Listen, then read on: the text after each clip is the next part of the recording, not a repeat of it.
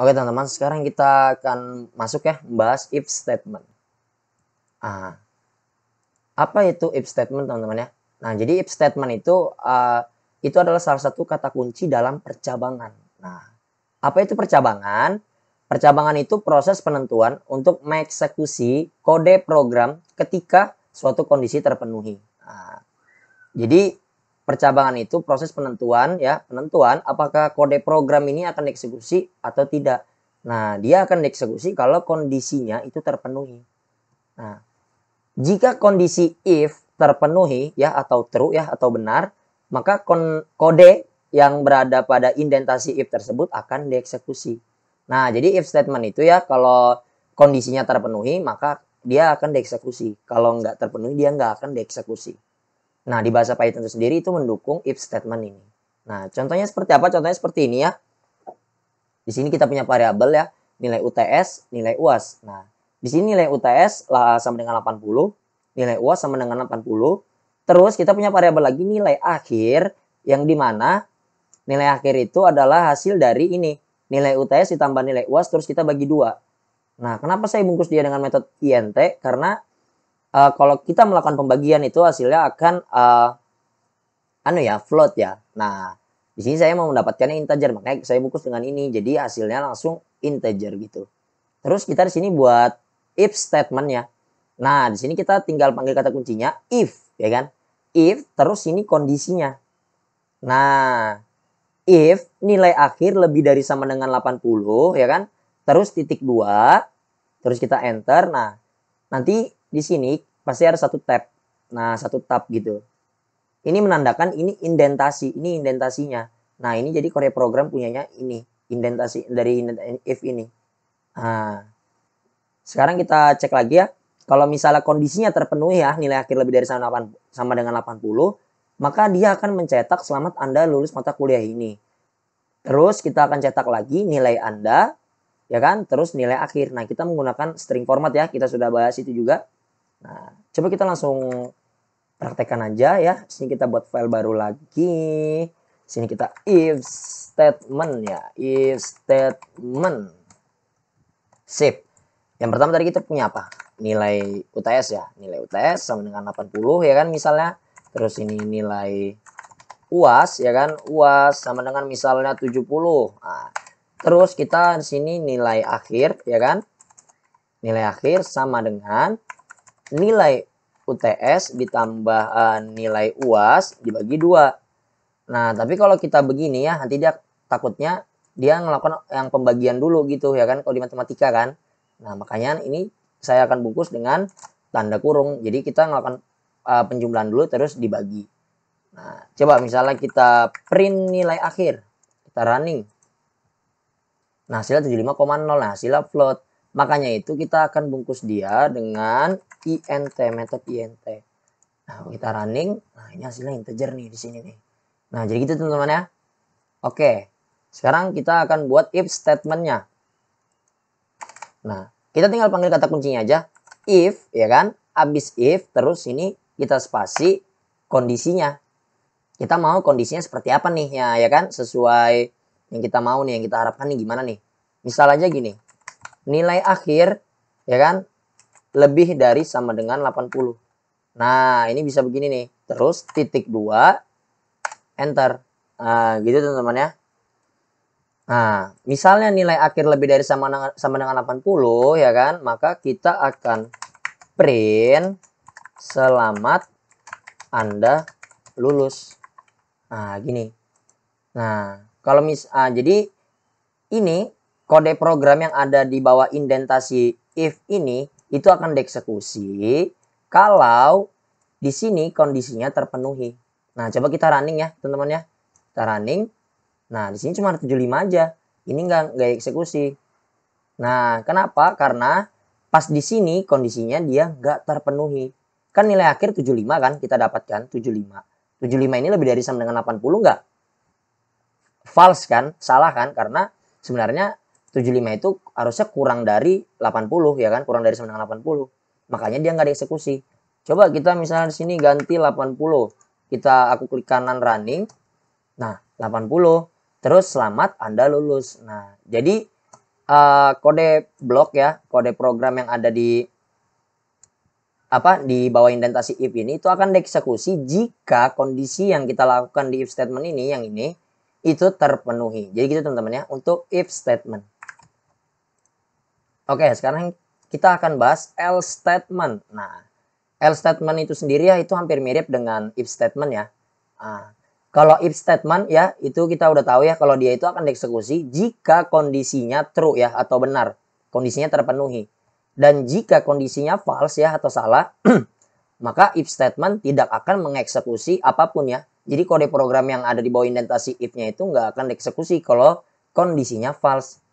Nah, kode program yang berada di dalam indentasi else statement ini yang akan dieksekusi jika kondisi if tidak terpenuhi. Nah, jadi gitu. Jadi kalau misalnya if statementnya semua yang tidak terpenuhi, dia akan mengeksekusi else statement ini. Nah, contohnya seperti apa ya? Coba kita tes ya. Kita akan buat else statement. Kita buat else statement ya. Ini kan kita udah buat if nih. Else kita tinggal buat di bawah sini aja. Else, ya kan? Habis itu titik 2, enter. Print. Maaf, Anda tidak lulus. Nah, gitu. Nah, coba kita running. Nah, dia akan ngeprint yang selamat Anda lulus. Kenapa? Karena nilainya 80. Dan di kondisi ini nilai akhir itu kondisinya terpenuhi ya kan karena lebih dari sama dengan 80. Coba kita ganti di sini 75. Klik kanan terus running. Nah, di sini 77 nilainya. Dia ngecek nih di if sini nih.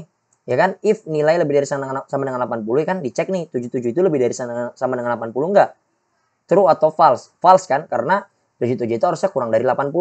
Nah, jadi ini enggak dieksekusi.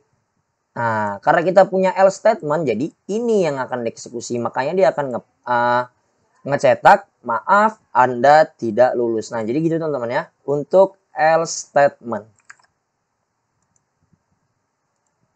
Nah, ini kodenya ya. Nah, kita sudah praktekkan.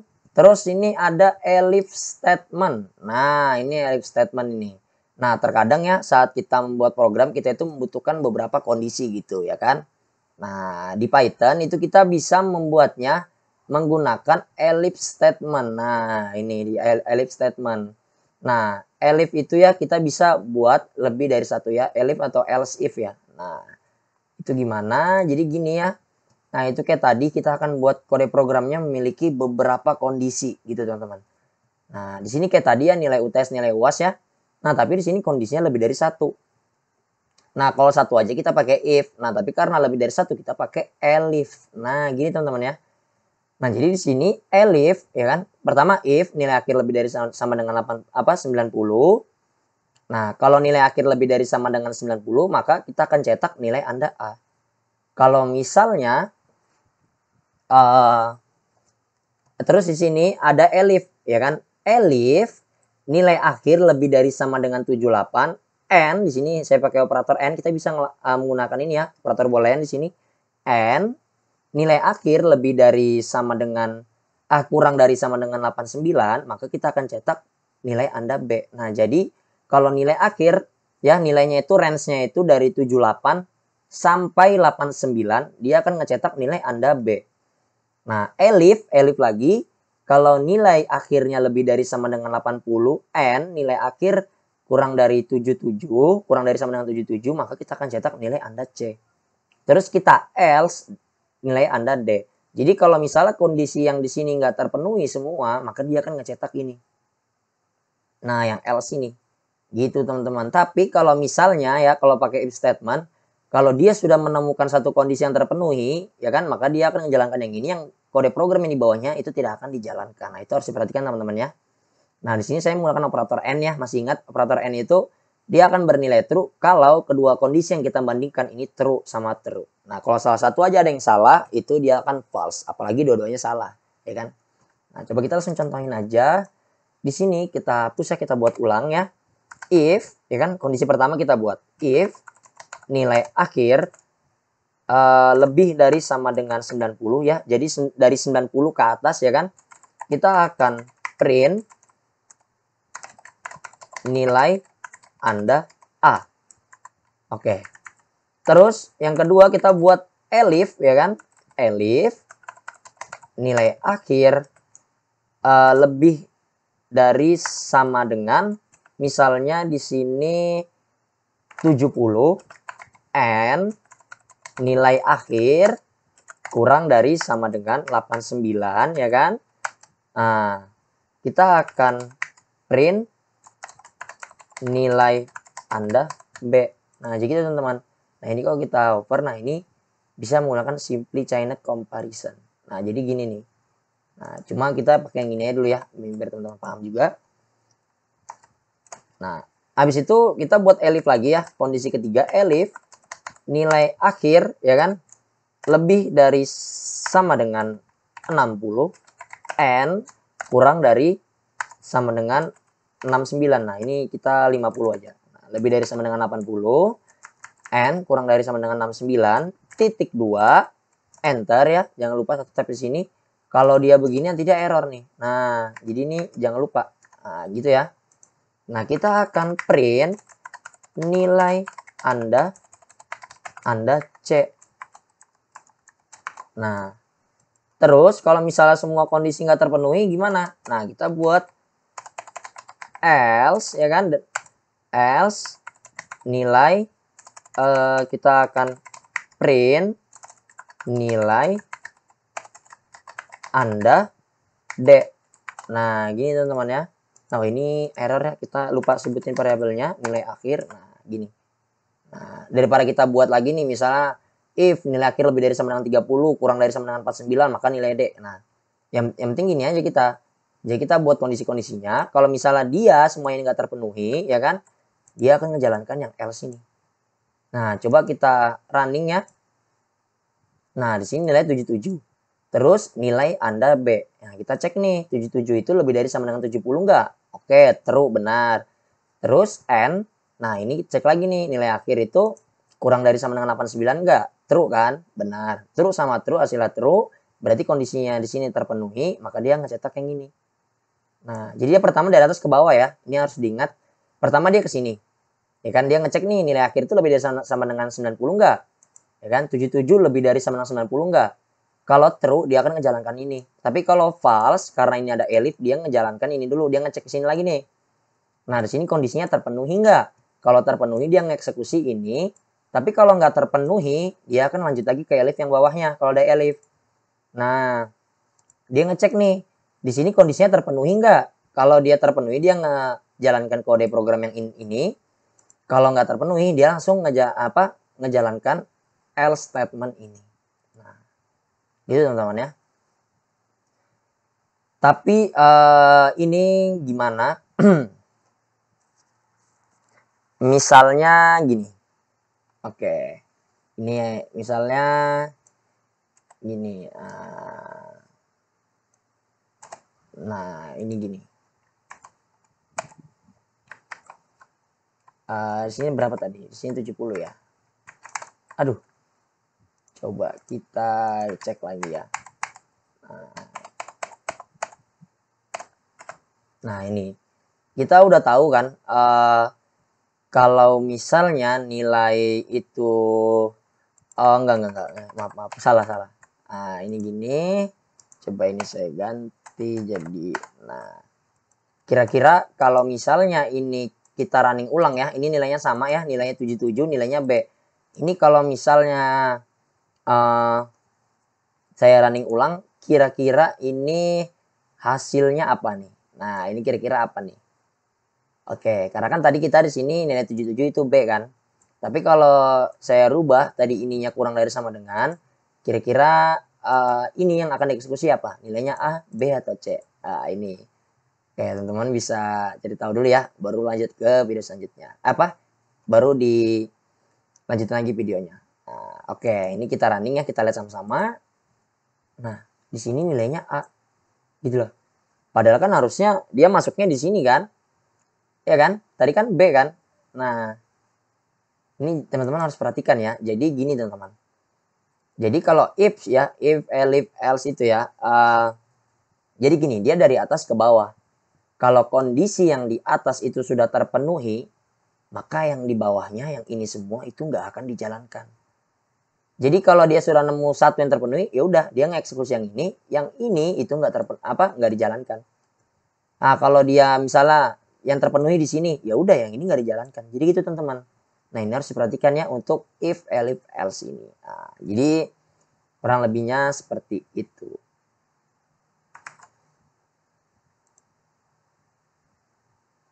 Oke, sekarang kita akan bahas if bersarang. Nah, kita dapat memiliki if, elif, else di dalam if, elif, else. Nah, ini bahasanya kan ini ya.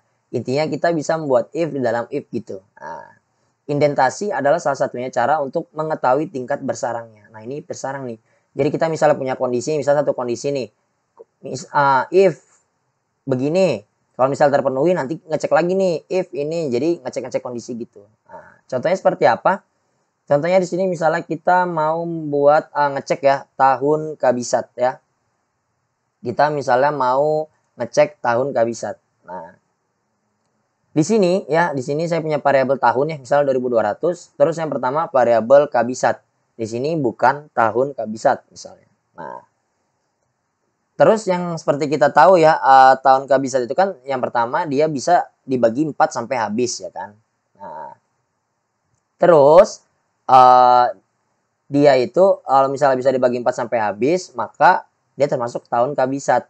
Nah, cuma ini saya buatnya agak tricky ya. Jadi gini, tahun kabisat itu ya, tahunnya dapat dibagi 4, kecuali kalau dia bisa dibagi 100 ya, bisa dibagi 100 secara merata, dia bukan tahun kabisat. Kecuali ya kan, kalau dia bisa dibagi 100, dia juga bisa dibagi 400 sampai habis, ya kan, itu dia termasuk tahun kabisat. Nah, ini ya trik ini. Nah, coba kita langsung tes aja ya. Ini jadi kita bisa membuat if ya, if else ya, if elif gitu dengan bersarang seperti ini. Nah, coba kita contohin ya. Di sini ini tahun kabisat ya. Ini saya dapat soal ini dari HackerRank nih. Ini agak tricky nih. Nah, dari HackerRank nih. Oke, yang pertama tadi apa? Tahun kabisat itu tahun yang bisa dibagi 4 kan. Nah, coba pertama kita buat variabel tahun dulu sama dengan misalnya di sini 2000. Terus di sini kabisat ya kan, misalnya false ya. Kalau false itu berarti bukan, kalau true berarti dia tahun kabisat ya. Misalnya gitu aja false. Akonda misalnya 2018 gitu ya kan. Nah, kita cek dulu nih. Nah, yang pertama, tahun kabisat itu tahunnya bisa dibagi 4 ya kan? Bisa dibagi 4 ya kan? Nah, oke, berarti kita buat dulu ya. If tahun ya kan? Dia kalau misalnya dibagi apa ya? Tahun kabisat itu kalau misalnya dibagi 4 itu sampai habis, sampai 0. Nah, berarti kita bisa menggunakan modulus ya. Modulus jangan lupa teman-teman ya, sisa bagi. If tahun modulus 4 ya, itu sisa baginya sama dengan 0 ya. Misalnya dia dibagi 4, sisa baginya 0, maka nah, oke, berarti dia tahun kabisat ya kan. Nah, bisa dibagi 0. Terus kita lihat lagi kondisi kedua. Kondisi kedua kita cek lagi. Nah, tahun kabisat itu bisa dibagi 4 ya kan. Kecuali tahun dapat dibagi 100 secara merata. Nah, secara merata bukan tahun kabisat. Oke, jadi kalau misalnya tahunnya itu bisa dibagi 100 secara sampai habis ya, sisa baginya 0, maka dia bukan tahun kabisat. Kecuali tahun ini juga habis dibagi 400, maka itu tahun kabisat. Oke, berarti kondisinya begini ya. Yang pertama, habis bisa dibagi 4, kita cek lagi nih. If tahun modulus 100 sama dengan 0, sisa baginya, ya kan? Nah, maka dia bukan tahun kabisat kan? Nah, tapi kecuali kalau dia bisa dibagi 100 sampai habis, dia juga bisa dibagi 400 sampai habis, maka itu tahun kabisat. Oke, kita buat lagi. If tahun modulus 400 sama dengan 0 ya kan? Maka di sini kabisat sama dengan true. Nah, berarti di sini else ya kan, kalau dia nggak bisa dibagi 400 sampai habis juga, else kabisat sama dengan false. Nah, begitu teman-teman, ini bisa begini nih. Nah, terus tadi di sini ya kan, if di sini kita tinggal gini aja, else kabisat sama dengan true. Nah, jadi gitu. Terus di bawah sini kita print kabisat. Nah, kenapa di bawah sini ya? Kita harus jangan ada di dalam indentasi di sini. Karena nanti kode programnya dieksekusinya tunggu nanti di sini nih. Nah, ini harus perhatikan indentasinya ya. Nah, coba kita cek 2018 ini dia tahun kabisat apa enggak. Kalau kita klik kanan terus running, false. Nah, pertama dia ngecek dulu nih, ya kan? Pertama ke sini. Tahun dibagi di modulus 4 sisa baginya 0, dicek nih 2018 ini bisa dibagi 4 enggak ya kan sampai habis. Nah, ayo bisa kan enggak ya kan. Nah, kalau misalnya dia enggak, kalau dia terpenuhi di sini nanti dia ngecek lagi ke sini, tahunnya ini bisa dibagi 100 enggak sampai habis ya kan. Kalau bisa dia ngecek lagi ini ya kan, dia ngecek lagi ini, dia bisa juga enggak dibagi 400 sampai habis ya kan. Kalau bisa nanti true ya kan, ngejalankan yang ini.